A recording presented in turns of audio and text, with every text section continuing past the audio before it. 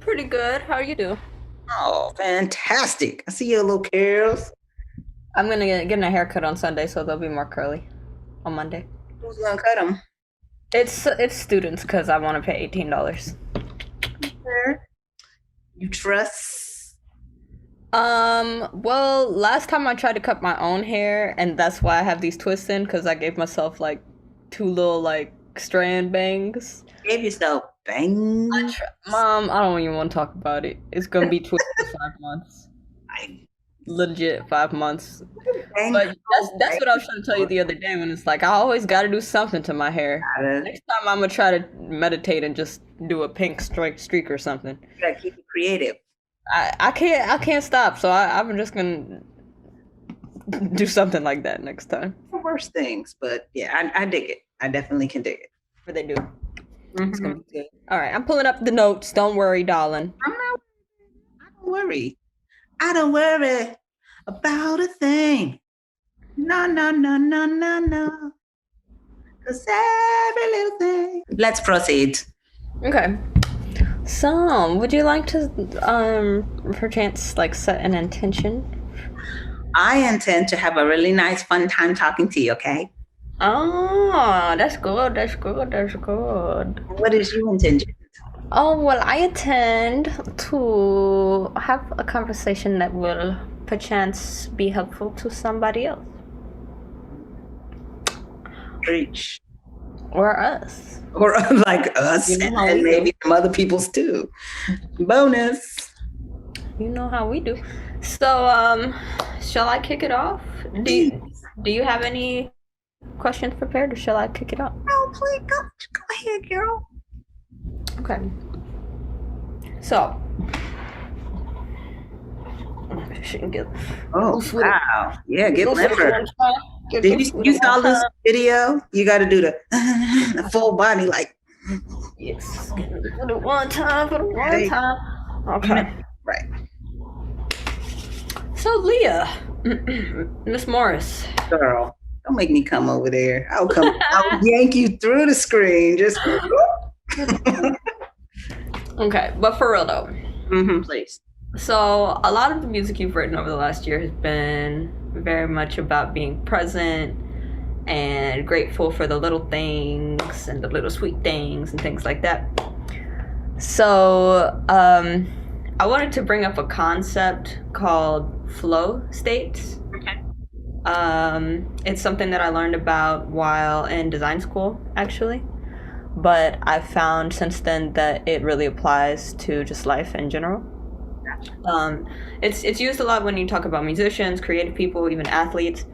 But I'm playing with the idea that it can be expanded into everyday living, Mm, like a continuous flow state. definitely. So I wanted to share a little definition of what it is, Okay. just to create some context. So a flow state, known colloquially as being in the zone, is the mental state in which a person performing some activity is fully immersed in a feeling of energized focus, full involvement, and enjoyment in the process of the activity. So, what I want to ask you is what does being in the moment mean to you when it comes to cultivating your quality of life? And do you think it's possible to create a flow state lifestyle? That's a great question. Wonderful, wonderful question. So I've been writing songs. This is going to be a long answer, so just buckle in. I hope you have something to drink. Oh, wait, oh, Um, wait. I've been writing songs for 30 years intentionally, like, sitting down to write a song. Maybe even before that, but I know I started playing the guitar when I was 13. And one of the ways that I taught myself to transition between chords was writing songs. So that process of songwriting for me is as flowy as it gets. Like, other than walking and maybe talking itself and breathing, writing a song is as flowy as it gets. I'm like, okay, a song is intended, and the muse, I give credit to whatever, inspires us creatives. Um, but it's like, you're open, you're ready. Okay, here it comes. Boom. Here's the song. And I've always said, or I've said for at least the last decade or so, I would love to live with the same ease and flow that I write and perform. That's another thing. When I get on stage, I feel so at home. I feel so present. I feel so lived through, right? I know you've studied shamanism, and one of the things I learned from Rose Khalsa, who's a shaman friend we have in common, is like she would talk about praying to be used as a hollow bone, right? To like let the spirit flow through you like you would blow through a flute. I'm just like, ah. So that's how I feel when I'm writing a song, and that's how I feel when I'm on stage, especially in those times. And I've often like intended to live my life that way, or ask myself the question, what would it be like to live that way? To just be, to just allow the inspiration to just flow. And there have been moments when I felt like that was the case, you know. Just today, I was doing something with my electronics and Lucy came over and she just clearly wanted my attention. And it was clear to me that the choice was to put that down, pick her up, and to start singing and playing with her. And once I was in it, I was just like, there's nothing else. There's nothing else in the world except for this moment with this kid and this song. And it's a gift to both of us. And it's just pure magic. So that's the long way of saying, yes, absolutely. It's available to us. I think there is no real difference because I think we're always creating. We're just not always conscious of the fact that we're creating. So the difference between writing a song and even cooking a meal, I think people acknowledge that that's a creative act. So maybe writing a song and spending time with your family or any of the things that you might do on a daily basis, taking a walk, is the acknowledgement that you're creating that moment, that you're co-creating it with spirit and getting into that mindset, being able to be so present in the whatever's going on that you're just like, you know what I mean? This has never happened again. This never happened before. It's never going to happen again. And really truly accepting the gift of the moment. Yeah. So yes, I could have just said yes. I really like that. I've never, like, of course I think about like, you know, long-term manifestation and co-creating like a way of life with spirit or your ecology, your environment. But it's interesting to notice the idea that you can notice any given moment. Like I co-created this, and it doesn't have to be like standing on the mountaintop. It can just be right going for a walk. That's pretty cool. I've never thought of it as a creative activity. But the interesting thing about that also, Layla, is that it gives us a dual experience. On the one hand, when we're in the moment and we're reveling and accepting the gift, accepting the beauty of it, we can recognize that we co-created it. And I think it's equally important when we get into like those funks or whatever that mindset is where you're like, to also recognize I have responsibility in this to, if I can choose what I want this to be, to acknowledge it, not to just run from any negative feelings, but just to acknowledge this is where I am right now, because that gives us the power to transform it. So that kind of goes right along with another aspect of the flow state that I wanted to mention, which is challenge. So basically, it's also been characterized as an activity in which one's perception of the challenge and one's perception of their skills is balanced, with higher levels creating more ecstatic moods. But even, for example, like, you know, say you show up, for me, like I can remember as a kid showing up to math class and the challenge was high and my perception of the challenge was high and my perception of the skill was not. So it wasn't really balanced. So just because the challenge high doesn't mean it's a flow state. But were I to have, you know, maybe focused on math affirmations and, you know, spending time with the teacher to bring the perception of the challenge down, you know, basically the concept is with that is that if you have an awareness of those scales, any activity could become a flow state. You know, if you're cooking and you're just kind of going through the motions, you're just quickly preparing a meal, perhaps maybe what I'm playing with is that a way to bring it into a flow state would literally just be to up the challenge, or to, you know, to have to be working on, to basically to be continually nurturing your skills and increasing the challenge of whatever activity um, that is. And so I think that goes along with the ups and downs that life provides those things for you. I think the downs are almost, in my experience, like life kind of tapping on the shoulder. Like, do you want to maybe increase the challenge? Like, do you want to have a little chat with yourself about your perception of your skills right now? Yes. I told you I was listening to Nick Bro yesterday, and what he talked about was that he used the word contrasts. But the same thing: challenge, contrast, conflicts, anything that we don't necessarily, we're not necessarily excited about, but it's in our face, and and it's unpleasant maybe. What he talked about is that those are opportunities that life is giving us to address that thing, to really look it in the eyes and say, okay, this is something about myself. What is my consciousness here? What is it? If it's like math, let's go with math. Like, my consciousness is that I don't excel at math, or that this is too hard, or whatever it is, to really look that in the face and then ask yourself, what do you choose? What experience do you actually want to have? And maybe math is not the best example because I don't know. But do you understand where I'm coming from? At the time, it was. Right. For a child who that's, they're gonna continue in the math class. You want your ideal experience in that moment may be to raise your letter grade or whatever it may be. No, maybe what the opportunity is to say, okay, first of all, I have the capacity to learn this, right? To empower yourself within that, but then also to recognize my math grade, my abilities at math are not who I am. They don't define me. They don't define my intelligence. They don't define what I'm capable of in the world.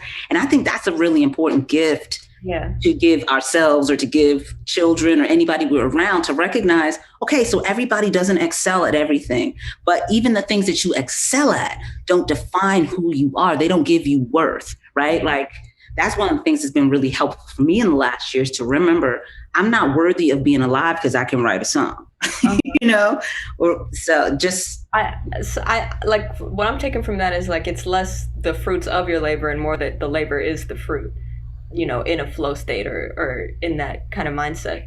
Because even when you're performing, you're not literally like vibing, like thinking like, oh, the audience is like, is gonna love this. They can come up after me and like dap me up, like they're loving this. You're literally thinking. You're not thinking. You're just like, I am the music almost. That's it. Layla, that's it. That's everything. Well, we can go ahead and turn this off now. That's the whole thing. So Michael Beckwith, I was listening to this master class preliminary thing he was doing. He was saying there's sort of 4 ways to come at life. And the first one was, oh no, things are happening to me. Like, it's happening to me. This sort of victim mentality. The second one was, life happens for me. And that's sort of that, I'm manifesting, I'm manipulating the world around me. I got this. But it's still, the next step is life happens through me, recognizing that, I can be a conduit for the things that I want to experience. But then he took it a step farther and was like, life is me. I am life. I am. That's the whole thing, is I am. So yeah, I definitely feel like that flow state, that being in the here and now, is a time when you're not thinking, what is the result of this going to be? What am I going to get out of this? It's just, I am here. I'm just here. And that's everything. The more we can experience that, I think the richer our life becomes. Thank you for bringing that up again, because I come across that concept from my dude Michael a couple months ago, and where I heard him present it, he sectioned life into health, job, family, various sections, and he kind of indicated that generally we may be in different states of consciousness in different areas, so we may feel like I'm totally able to manifest a healthy body and finances, but my family is always doing something that I don't want, or someone else may feel like the opposite, like everything is great, or they may even feel like I am, the embodiment of family and community, like that is what I am, but my health I have no control over. So he kind of mentioned that it's varied sometimes in different aspects of life, and to me, like, I just kind of got this image almost of like, let's say that there were 6 sections, for example, of life, and I got this image of like tuning a guitar. So it's like nice.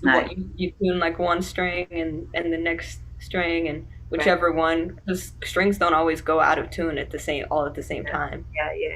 And then one moment you strum your guitar, and all of a sudden everything sounds really nice. That's a great. And it's gonna go out of tune again because it sits in the heat, and but.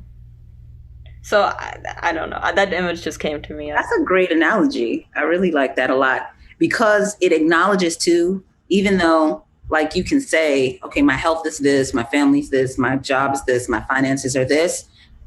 You can't break yourself into parts, right? Like if your health is not right, then how can you really show up for your family? And like that chord is not gonna sound. It's not gonna sound right. You make it to sound. Yeah, totally. Yeah. Okay, so I have another question for you, kind of keeping along the same topic of the flow state. So in my experience, the flow state, that kind of in the zoneness, is kind of like Felix Felicis from Harry Potter, Liquid Luck. Oh, yes. Like a good mood in which you're energized, but you're relaxed. You're creative, you're collaborative, and things tend to go better than you expected. Mm-hmm. So if you remember the scene, if there's any Harry Potter fans who remember the 6th one, when he goes and he talked to the dude and everything goes great and he's all like chuckling and so that kind of touches on the idea of positive outcomes through positive thinking, which I know something you love. So growing up, there were a few times you would reflect after a show with me that you'd been so immersed in the performance that you'd done something unplanned that you didn't know that you could do. Maybe a run or something with the guitar, just, some type of improv with another musician that just wasn't planned, that kind of, like you said, like the music just did it without you, just with you, without you having to do anything consciously. So how do you think conscious presence and positive thinking affect our ability to perform and to receive beyond even our own expectations? So that, how do you call that stuff? Felix.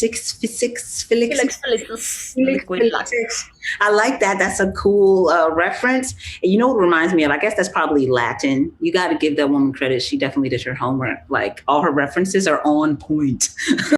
J.K. Rowling. But in German too, Glück and Glück means luck and happiness, right? So it's like your happiness.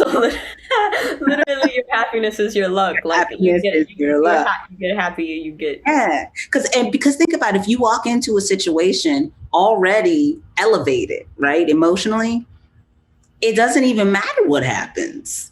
It's like you're not there dependent on the outcome to make you feel good. If you remember the scene, he doesn't even bring it up. He doesn't even ask about it. He just ends up helping the dude with the funeral. They like sing some songs to remember it, and they just end up vibing all night. And the guy just offers it without Harry ever bringing it up.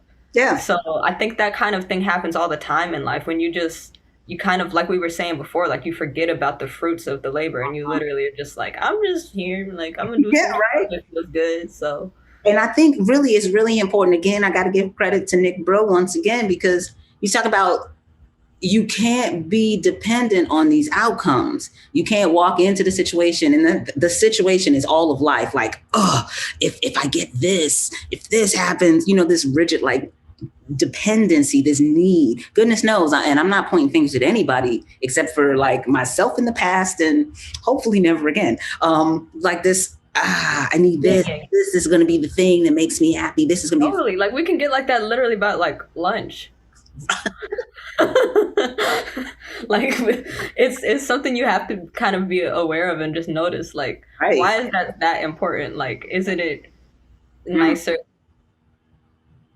like I gotta like measure like what's gonna be the perfect smoothie or the perfect breakfast to mhm. make me feel so good, and like I'll literally like think so much about what's gonna be the perfect thing that by that time I'll have a stomach ache. I haven't even eaten the dang smoothie, you know. So it's really like the best thing you can possibly do is just be there with each piece of Mhm, fruit that you put into mhm. the smoothie bowl. Yep. At that point, it doesn't matter what ingredients were there, really. You're still gonna feel good. Because you already do, because you're not depending on the food to Food bless to you, feed you you. bless the food. You know what I mean? Like you've brought your nourishment to the act of preparing and eating. And so that's almost like a ritual that follows up. You've already done the inner work. You've already set your consciousness for being nourished, and the food can't help but nourish you because you're already nourished. If we can step into more and more of our experience, like already having what we expect to accomplish through the experience, whoo, talk about flow, man. Talk about flow. That's dope. All right, I have one more question for you. Oh, right. So, you started meditating about 8 or 10 years ago, if I remember correctly. Sounds about right. Sure. So I tried it out here and there with you a couple times. You'd get me to like meditate for like 5 minutes with you in the morning or something, and I'd be like, "Well, that was good. That was good." But I didn't really pick it up myself until like 4 or 5 years ago. And for me, the way I meditate changes a lot over time, and even day to day, it'll change like what I feel like I need. At this point, I've kind of picked up the Zen practice of mindfulness, which a lot of people won't say is meditation. Some people call mindfulness the practice of noticing something, while meditation is the practice of noticing nothing. But to me, mindfulness is kind of another kind of dance with the present moment.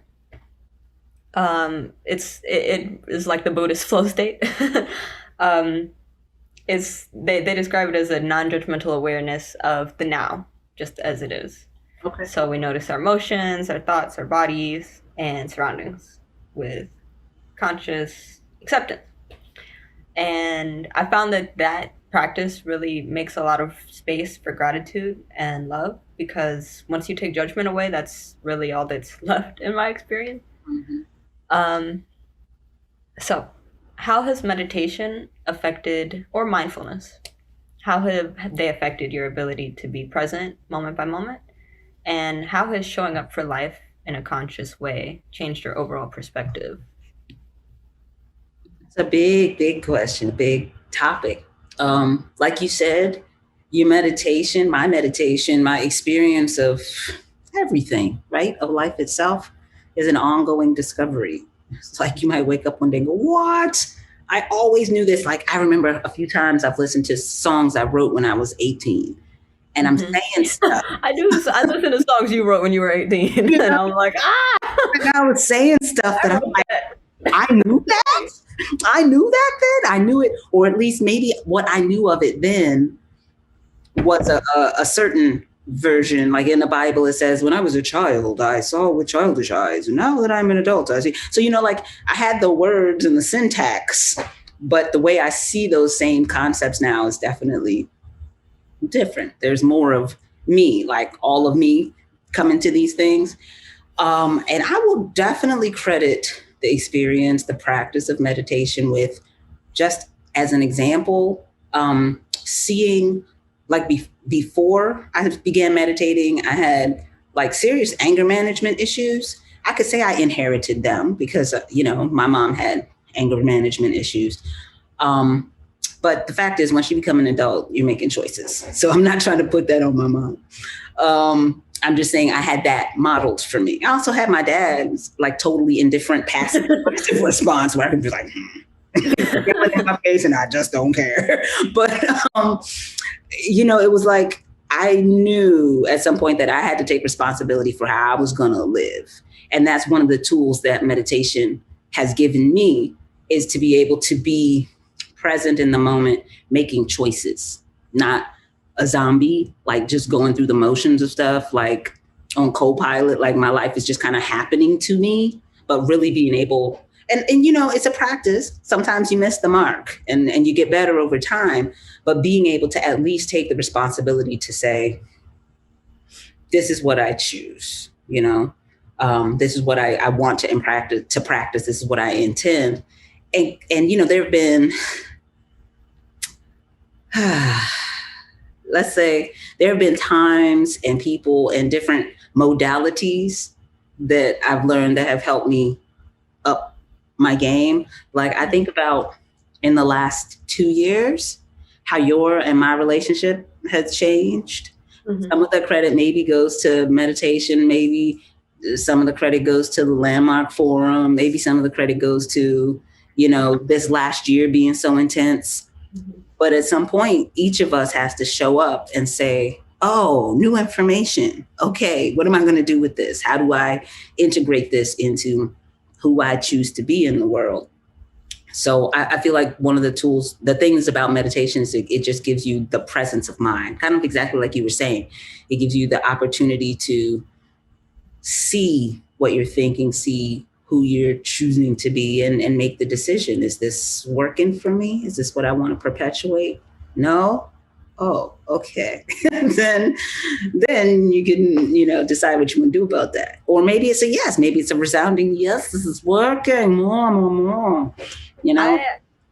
I just want to mention, like, reiterate what you said about our, like, the change in our relationship, because, like, I think it can be said for, like, all relationships probably, but this one, like, really taught me that there's a huge difference between, like you were saying, like autopilot and manual, or mm-hmm. unconscious and conscious. Like, really, like, we create expectations of ourselves and also of other people. Mm-hmm. And one of the ways of looking at it, there's a lot of ways of looking at explaining someone else's behavior that you don't like, or just someone else in general. To me, like, I've realized that a lot of times we see a projection of ourselves on another person. And mindfulness, for me, is a way of feeling myself in myself. So Eckhart Tolle describes it as feeling your inner body, kind of the life that animates you. Yeah. And if you can feel that, I'm kind of just sharing this for anyone who's having any kind of relationship things that they would like to improve. If you can enter a conversation, feel like aware of your body, or if you live with that person, like before you start going in the kitchen to make your breakfast and stuff like that, like an awareness of yourself, you know, especially nowadays, that's so important, because like it really is like normal to pick up your phone and just immediately like be everyone else. You know, immediately be immersed in everyone else's experience. So I think it's really important, if you're looking to like cultivate a more genuine relationship, to do that with yourself, and then to kind of have faith that you'll be accepted as yourself, and that you can accept other people as themselves. It's like that non-judgmental awareness. Yeah.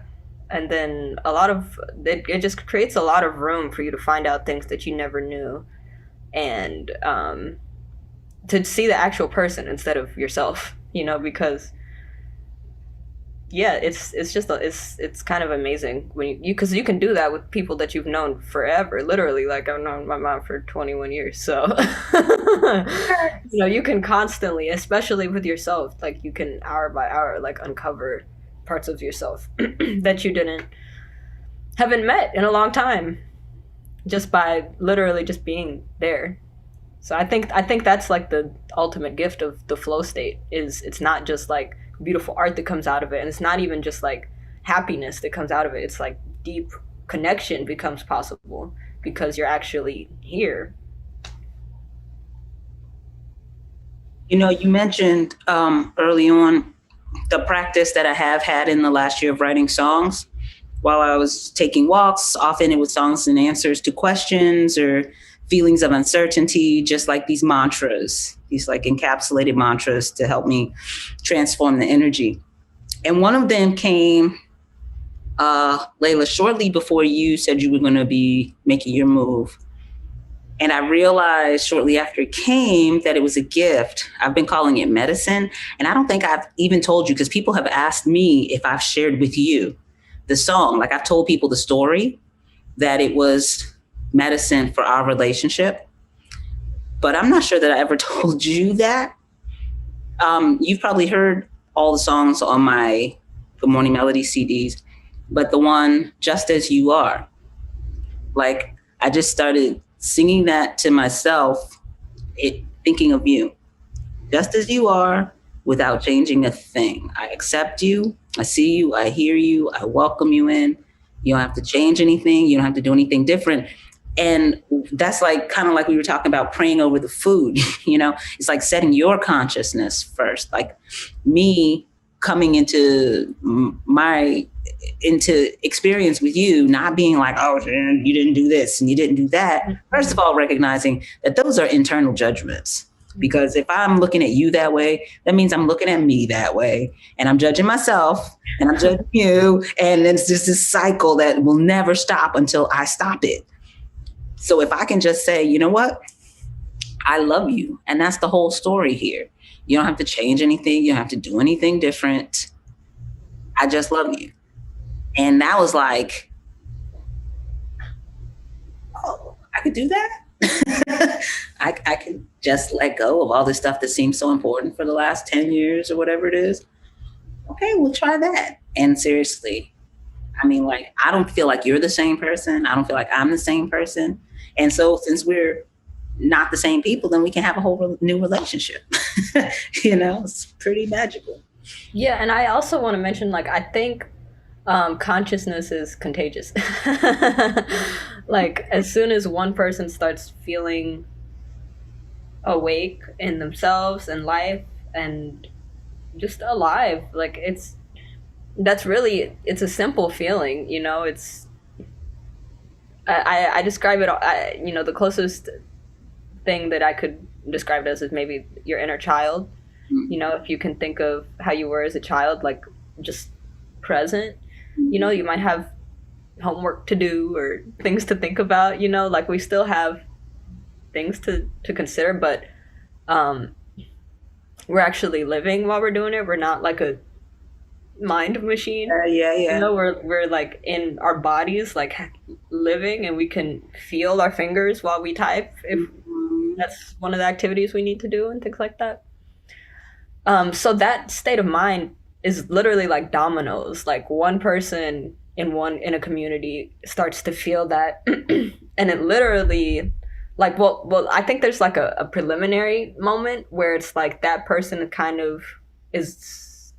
People don't really like that. You know, people are kind of like, can you turn that light off? Like, I don't want to see myself right now. Like, let's dim that thing a little bit. But, you know, once people start to get comfortable, you know, seeing themselves and, you know, it really spreads. Like, the light really spreads. And, you know, the next domino falls, which, you know, you can call your ego or whatever. And all of a sudden you have a whole new deck of dominoes, like a whole bunch of people who like recreated themselves or are in the process of doing that. Like, just it's definitely honestly, because we were having this conversation recently, and I think it's true that if you want to help someone else heal or wake up or whatever you want to call it, a lot of times the best thing you can do is to just keep working on yourself, keep brightening your own light, and that domino is definitely gonna Yeah. That reminds me of Abraham Hicks has this quote where they say something like one person in alignment is more powerful than a million who are not. Because my question, when you said consciousness is contagious, that immediately brought up the question of, well, what about if, you know how everybody knows that feeling when you're in a situation and somebody comes in and who's in a bad mood and they just wreck everything. Like the whole, like, now everybody's miserable. Thank you, misery loving company, because you have messed it up for everyone. But that only works if you're already in that state. Exactly. That only works when you feel susceptible to it. Right. And then that is more powerful than you are. But it also reminds me, Layla, we're coming up off of, it looks like we're transitioning slowly out of this pandemic time. But you're the person who pointed out that 6-foot radius thing. Remember? You were like, when you're within 6 physical feet of someone, you're sharing fields with them. I don't know exactly what the language is. So like from a germ perspective, so your aura, from a germ sharing perspective, that's one thing, but it also is a consciousness. I think it gives us a few different things to consider. First of all, who we let up in our space. Like who are you sharing your space with? And that's not to say we want to shun anybody, or like if somebody's in a bad mood, you can't talk to me. But I think it does mean that we have to be very intentional. We have to be very conscious when first of all, when we're going to be around people who we know tend to have a heavier energy, to remember that we get to give them the gift of our joy, and maybe that, and let that be contagious rather than vice versa. Just to be conscious of how we go out into the world and when we're in like grocery stores, when we're driving with strangers, when people, we don't know what their energy is, what they experience. I was just going to say, lately I do an energy cleansing before and after going to the grocery store. Yeah. You have to be intentional for sure. And if there's, if I'm coming close to someone who isn't in a good mood, like you said, literally sometimes physical space is all that is needed. Like, for if you're feeling yourself start to be like, I'm starting to feel this mood, literally like 6 feet, and then just regroup and you can like support that person from like an empowered place. Yeah. I love you from over here. But you can walk back over there. It's just it's always more helpful to like focus on feeling better. Right. Or you gotta, for sure, adopt the mood. But it's also I've noticed that like trying to force someone else to feel better in that moment doesn't work either. Like you have to give people their room to grow in their own time, or just to go through their moments. Like you're right. We all live their life. Not everybody's trying to meditate with you. That's right. This I know. But I'm so grateful, Layla, that you are the wise person you've always been, and the articulate, thoughtful, loving, fabulous person. I'm responsible entirely for that. Everything. Nah, I can't take force. I got her in here. Yes. And then she just said, I'm awesome. I love you, Layla. I really do. Basically that. Yeah. So basically, I think we can, in summary, getting down into your space and your zone, whatever makes you feel good and comfortable and alive and full of universe dew. Gotta drink your universe. Like that. Heal your whole community just by being, it's like you were saying, Gluck and Gluck. Both it means happiness and luck, so that's what I'm taking away. I'm taking away Gluck and Gluck. Cool, happiness and luck, same thing. Yeah. And I'm reminding myself, as you have reminded me, of flow states all the time. I'm always available to be in the moment. Just gotta go, oh, I'm alive. Look at me. I'm awake. I'm alive. I'm doing this. 100%. All of me. Why not take all of me? And to induce a flow state, increase the challenge and your perception, or just balance. The challenge and your perception of the challenge, Right. and your perception of your skills. So maybe we can share a link to that Michael Beckwith Sure. Yeah, we'll put that in episode. I the. think I know the one you're talking about, and I really liked that. I'll put that in the. And yeah, do some research into flow states if you're interested, especially if you're a creative watching or if you're anyone. Anyone, because you're creating a life, man. You're gonna want to make. And the good thing about flow states is like it's very secular. So you know, if you're someone who's just doing one, you know, dipping your toes into the water of you know, personal growth and consciousness and stuff like that, then flow states is a psychology term, so it's a good baby entry. This is in universal. Yeah, right on, Layla. So let's do this again sometime. Yeah, I think we should. Okay. If you liked any of the topics we talked about or are curious about learning more, leave a comment and someone will respond to you, or we'll respond to you next time we talk. We'll chat it out.